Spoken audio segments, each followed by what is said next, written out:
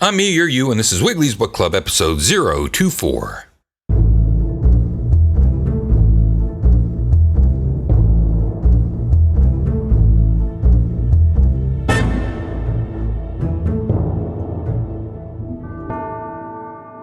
I think that was a little hot. Wiggly's Book Club is a fortnightly read brought to you every other week. Exclusive to Giant Media Ball. GiantMediaBall.com. Check the website for show schedules. Wiggly's Book Club is brought to you live from Sloppy Joe's Bar in beautiful Easton, West Ward, Northampton, and Mulberry. That's the nicest spot in West Ward. My house. Without any further ado, let us now go live to Wiggly and Sloppy Joe's Bar for a reading of another chapter of the 1957 edition, Martin Gardner's Fads and Fallacies in the Name of Science.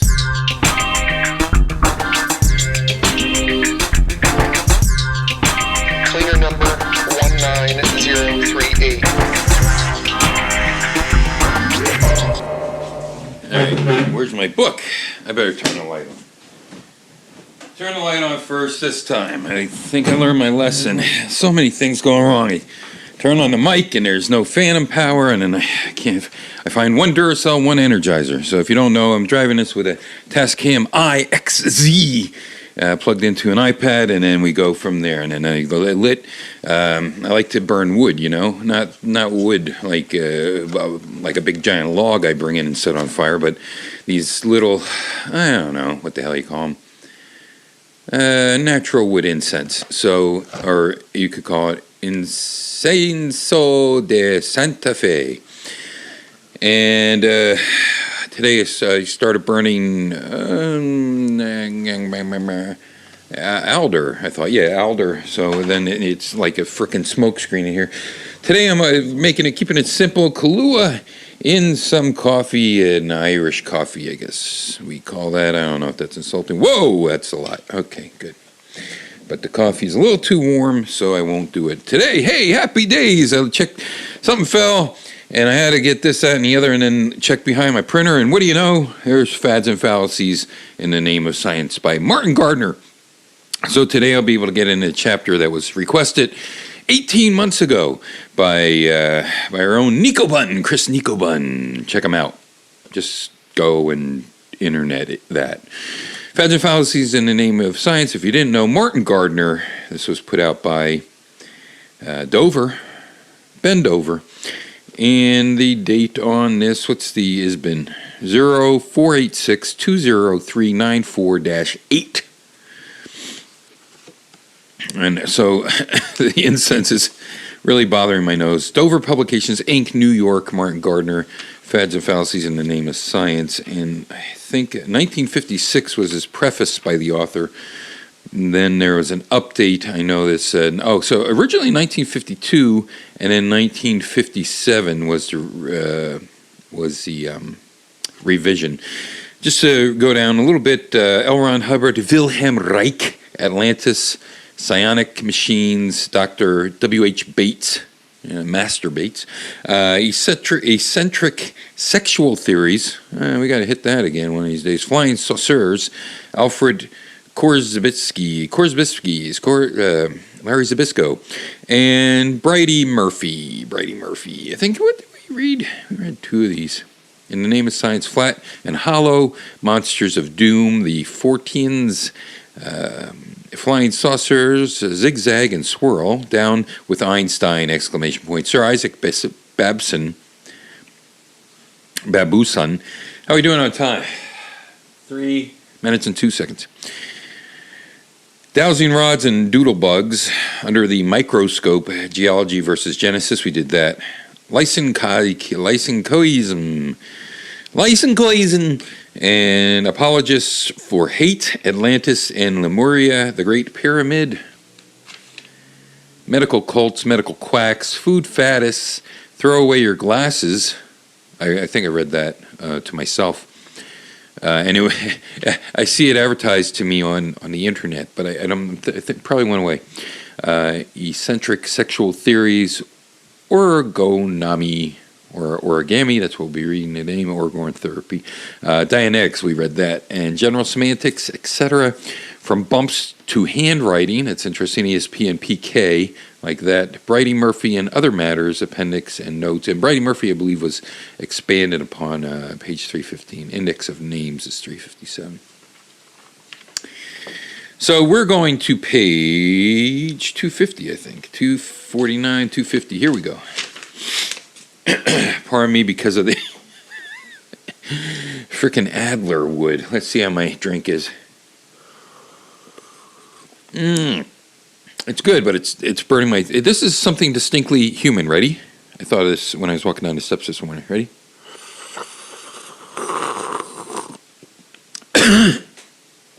Well, not the cough. Ow! That hurt my chest. I think I had a heart attack. Sipping, like that. The sipping of the hot. Okay, so... Orgonomy, I guess, because organ therapy, so orgonomy I'm going to go with.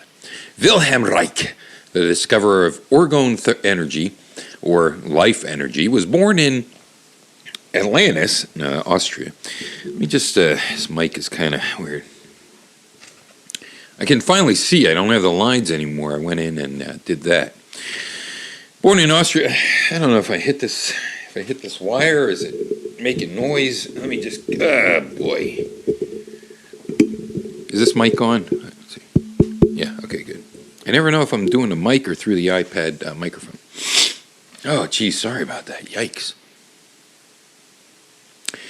Born in Austria, this is all live, friends. Born in Austria, and after I get done with this, I got to do some admin stuff, and I don't want to spill my drink onto the iPad like the last issue. Last issue. This is a periodical. You see. He was born in Austria in 1897.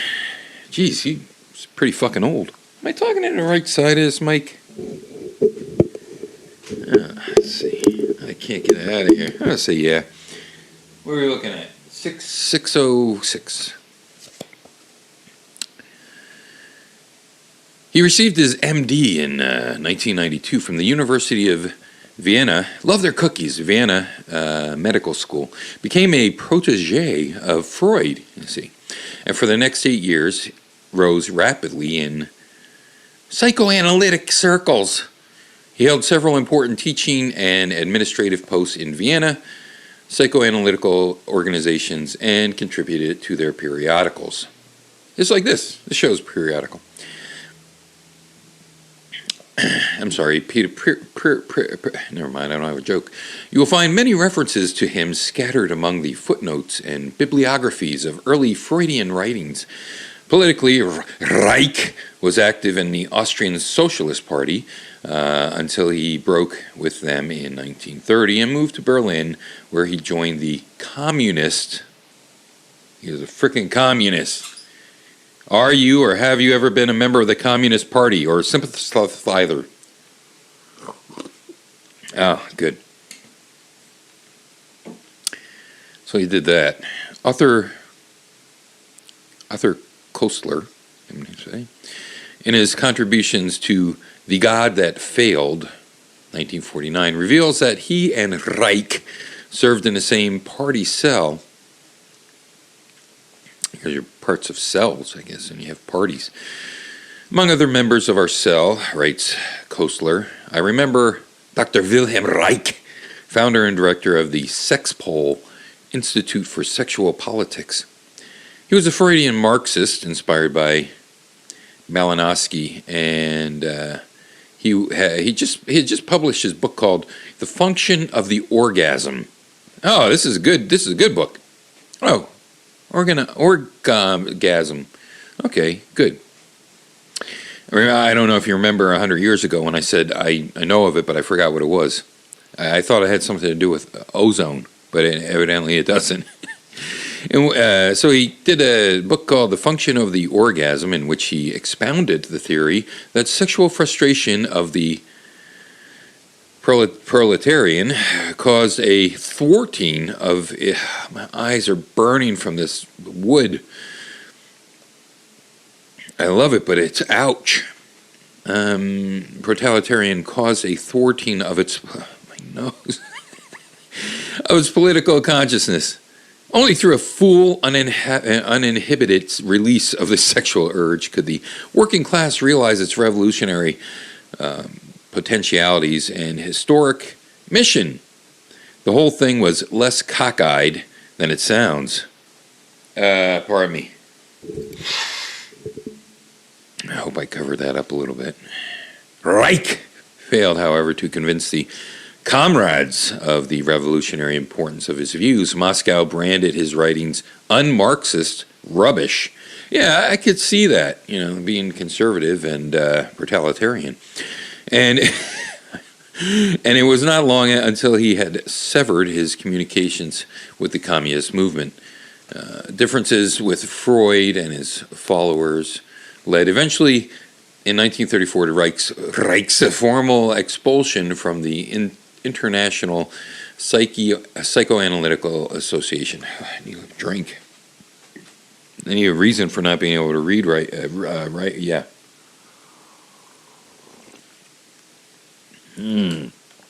Still way too hot, but good. Having written in, how am I doing on time? An hour, 10 minutes and 7. Having written in 1933 a book attacking German fascism as the sadistic expression of sex-repressed neurotics. It comes into play today, I think. Reich was not looked upon kindly by the Nazis when they came to power. You'd think Nazis get a lot of tail with those suits. Let's face it, they're sharp dressers. Assholes, but inhuman. Boy, they dress. Fashion sense is just crazy. I think that's why they rose to power. People were looking at the trousers and the boots and the pressed shirts. He fled to Denmark, then to Sweden, and finally settled in, I was going to say Ohio, but he settled in Oslo, Norway, where he continued his research for several years. Here, however, a furious press campaign against his work was instigated, and Reich came to the United States in 1939 to regain the quiet, necessary, undisturbed work. So Norway was uptight about him. What the hell? For 2 years, Reich was I'm sorry if that gets annoying, I can't help it. Reich, I need to do it, was an associate professor at the New School for Social Research in Manhattan. He established the Orgonomy Institute. So it's Oregon. It's got to be Oregon Institute. I don't know. I have a dictionary. A laboratory in Forest Hills, Long Island. Yeah. I wonder if it's still there. I know someone that lives in the Long Islands. It was kind of gross. I hope it didn't come through too bad. This fucking wood. He established the Orgonomy Institute, a laboratory in Forest Hills, Long Island, and a press in Greenwich Village, which began issuing English translations of his books. Books were favorably reviewed in liberal, socialist, and anarchist periodicals, and cited frequently in such works as the Fenichil's Jesus Christ, Psychoanalytical Theory of Neurosis, 1945, and Modern Woman, The Lost Sex, by Lundberg and Mrs. Farnham in 1947. So look for that. Modern Woman, The Lost Sex. At the moment, Reich, I hope they found her. At the moment, Reich is a ruddy-faced, distinguished-looking man living in semi-retirement on the estate near Rangeley, Maine. There he directs the... Oh, he's still alive during this time, I guess. There he directs the multifarious activities of the Orgonomy Institute and I don't know what the fuck I just read, and the Wilhelm Reich Foundation. In addition to the publishing of Reich's books, the foundation also issues the Orgone Energy Bulletin, a quarterly which superseded the International Journal of Sex Economy and Orgone Research, the Annals of the Orgone Institute, and other literature. And drink. 1355. Should have sipped. Boy, that's that. By the way, if you didn't look at the album art, because it's fucking like a Sherlock Holmes puzzle to track down, I'm drinking out of a styrofoam cup for everybody. Reich's early books, The Function of Orgasm in 1927, The Sexual Revolution in 1930, The Mass Psychology of Fascism in 1933, and Character Analysis in 1933, were fairly close to the Freudian tradition, although they contain such debatable material presented in a repetitious, heavy-handed, totally humorous style. They also contain many fresh and impressive ideas which have become a permanent part of the analytic literature. Character Analysis, probably his most significant book, is still used. Remember, this is by someone that's exposing the fads and fallacies in the name of science. So this has been, so far, in the almost 2 pages that I've read, Martin Gardner has not really ripped them to shreds yet. Much like the orgasms.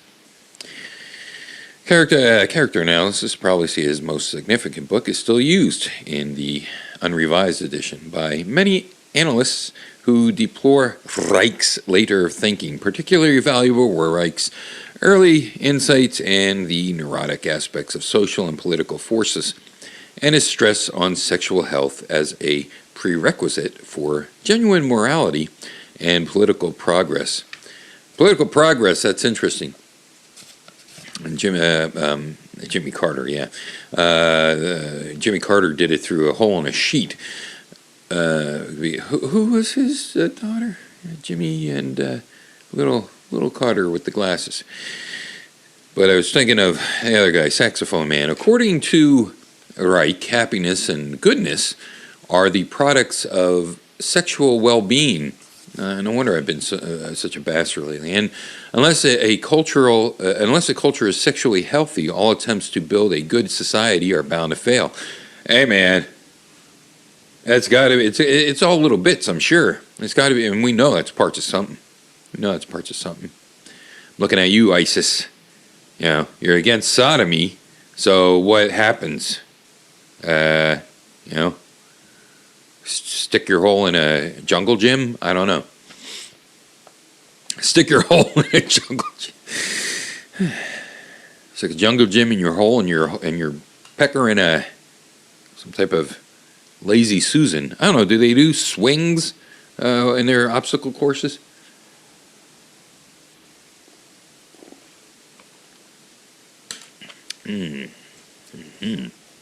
That's good. It tastes like an ice cream float.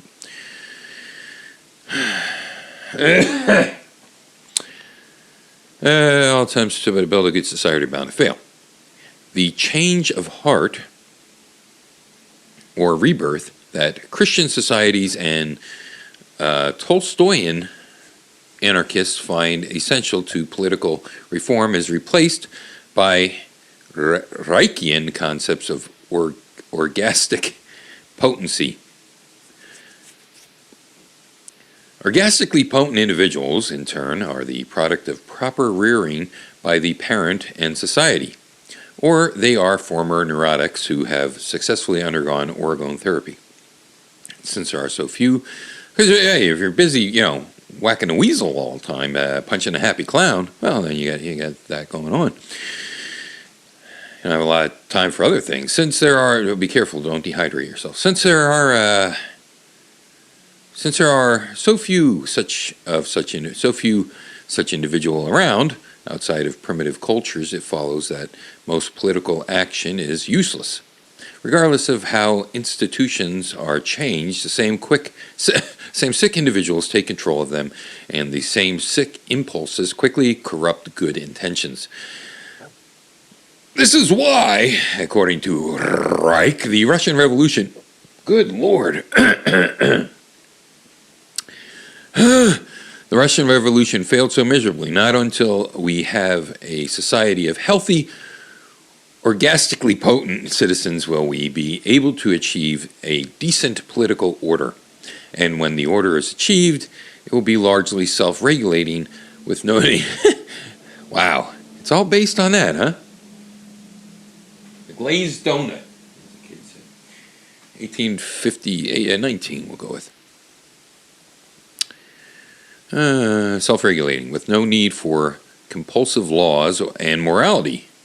Work democracy is Reich's term for such a society. Work democracy. The United States is supposed to be a democratic republic. But I don't know if that's what happens. In Reich's term for such a society, it is not hard to understand why these views have combined so easily with anarchist elements in England and the United States. States.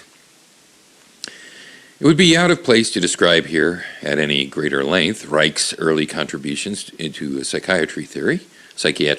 Many of them are complex and technical, and in order to be understood, would require. Well, let me take another drink. Would require a mastery of the elaborate and cumbersome Reichian terminology. Oh,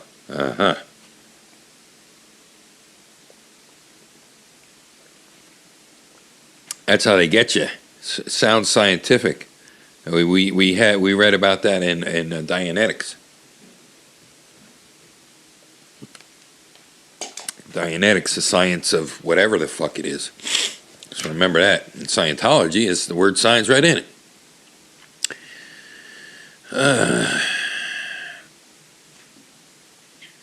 Cumbersome Reichian terminology. What has been said, however, should give a faint indication of the importance of the topics which Reich tackled courageously during the German phase of his career. I guess, talking about some of that shit and saying that, these governments fail and people are corrupt, that's kind of, that goes beyond this being based on not being able to, whack it. Or diddle, or flick. From this point onward, you may take your choice of one of the three possible interpretations of Reich's development. 1, he became the world's greatest biophysicist. 2, he deteriorated from a competent psychiatrist into a self-deluded crank, I should say. Remember, this is 53? I can't remember. Drunk. 3, he merely switched to fields in which his former incompetence became more visible. Critics who favor the last viewpoint out that psychoanalysis is still in such a confused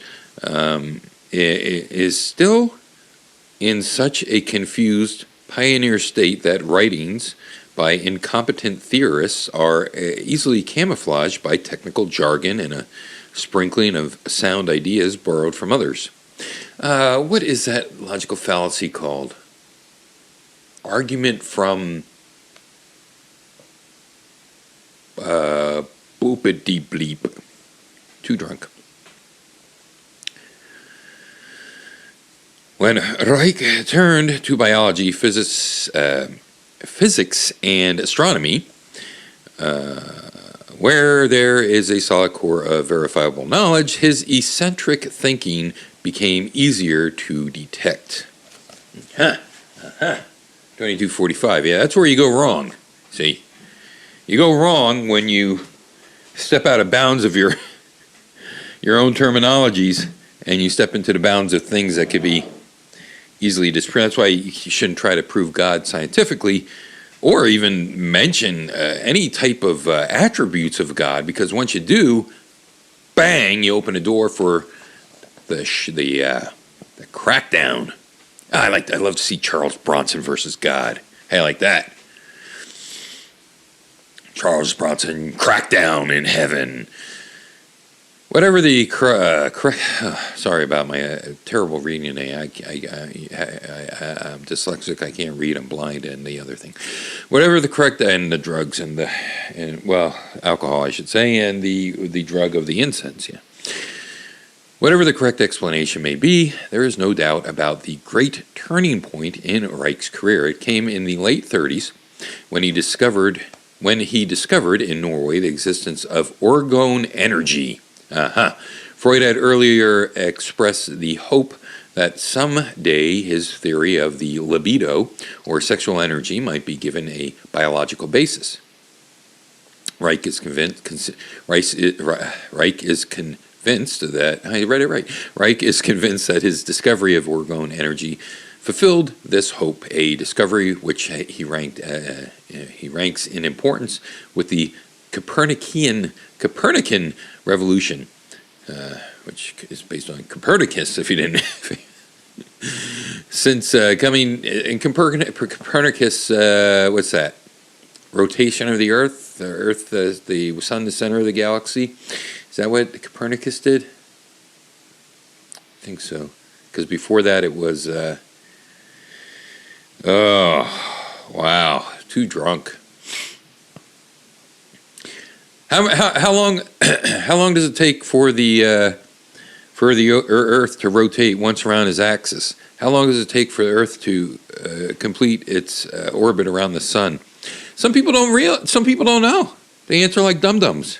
They don't know, 24 hours a day or 365 days for a year. Actually, 364. I can't remember. Some decimal point. That's why we need the leap year with the extra day. Since coming to America, he has considered himself less of a psychiatrist and than a biophysicist. Some of these words that I think are 2541. Some of these words I think are longer than they look shorter than they should be, and that's why I sort of am stumbling on them. Because I think biophysicist should be half a sentence long, but it's not. Probing deeper into the mysteries of orgone energy and applying the strange new knowledge to the treatment of bodily and mental ailments. So he believes he found the energy that can be measured, I guess, from an orgasm or from sexual expression. Exactly what is orgone energy? Hey, we're going to find out. According to Reich, it is a non-electromagnetic force of Bergson, made particularly accessible and usable. It is blue in color. That's blue balls, and you don't have that blue anymore, and then you blew your load. To quote from one of Reich's booklets, blue is a specific color of orgone energy within and without the organism. Organism's orgasm. Classical physics, try now that one. Classical physics tries to explain the blueness of the sky by the scattering of the blue and of the spectral color series in the gaseous atmosphere. However, it is in fact the blue, that blue is the color seen in all functions which are related to the cosmic or atmospheric or organismic orgone energy. So now that does remind me of ozone, but that's not. Orgone is it's blue. Protoplasm, says Reich, is blue with orgone energy. Is it really protoplasm? I guess you can't tell because black and white photos when people used to do their protoplasm bullshit. And loses its blueness when the cell dies. Oh, interesting. Orgone also causes the blue of oceans and deep lakes and the blue coloration of certain frogs when they are sexually excited. Oh, I see. Horny frogs are blue, not poisonous. The color of illuminating decaying wood is blue. So are the illuminating tail ends of glowworms, St. Elmo's fire, and the aurora borealis. The illumination in evacuated tubes charged with orgone energy is blue. The later has been photographed on color film and forms the cover photo of the booklet from which the above questions are taken. So-called heat waves you often see are shimmering above they often see shimmering above roads, and mountaintops are not heat at all, Reich declares, but orgone energy. These waves do not ascend, they move from west to east at a speed faster than the Earth's rotation. Wow. They cause the twinkling of stars. Wow. All phenomena with which orthodox physicists attribute to static electricity. So I guess when you bite into a lifesaver, a wintergreen lifesaver in a mirror, and you get that spark, that's your orgasm in there. These waves do not ascend and move back. They cause the twinkling of stars. All phenomena which orthodox physicists attribute to static electricity are produced by orgone energy. Example given: electric disturbances during sunspot activity, lightning, radio interference, and all other forms of static discharge. Cloud formation and thunderstorms, he writes, phenomena which to date have remained unexplained depend on changes in the concentration of atmospheric orgone. That is why thunderclouds and hurricanes are deeply blue. One of the hurricanes, that doesn't make sense. One of the hurricanes, which was personally experienced by the writer Reich in 1944, was a deep blue-black color.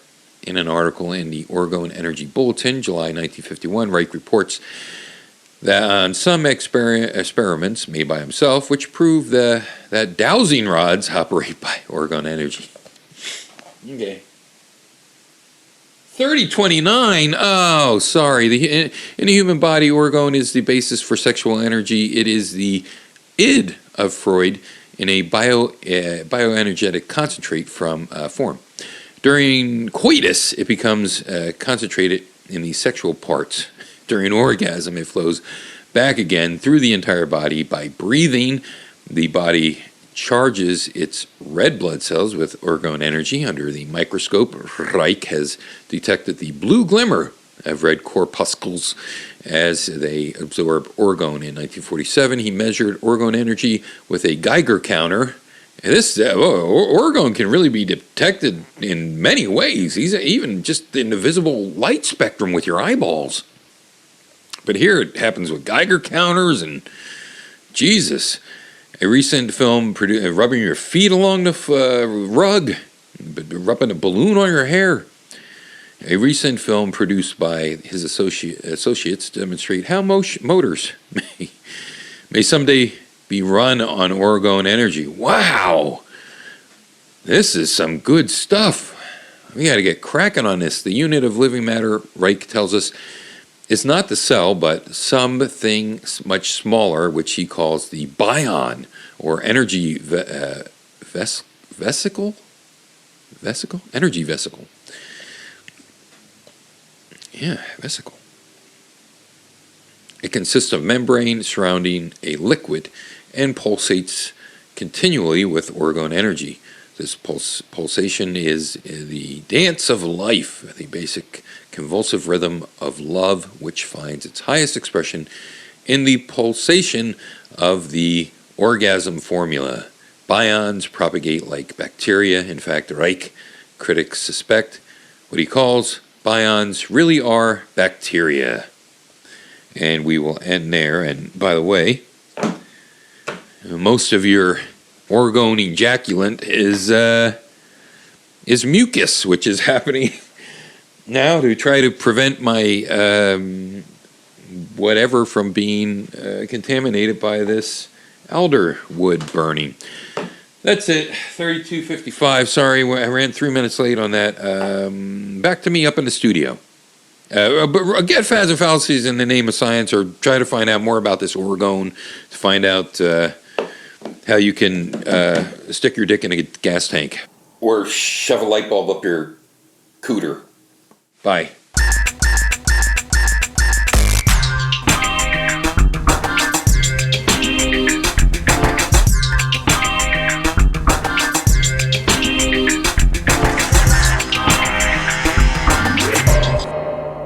that you've enjoyed the 1957 revised edition Dover Books Classic Fads and Fallacies by Martin Gardner. On the front it says Fads and Fallacies in the Name of Science, and on the spine and the back it just says Fads and Fallacies. Anyway, to own your own copy of this, I don't know, listen to 20 episodes ago, I guess, and find out what I said there twice. I guess I'm pissed off. I don't know. Need to go take matters into my own hand if you pick up what I'm orgoning down. For Wiggly and the entire crew at Wiggly's Book Club, I am Wiggly. And remember, kids, if somebody says to you, hey there, you want some candy? And you say no, of course. And they say, how do you get so smart? You said, rip. Reading is fundamental, motherfucker.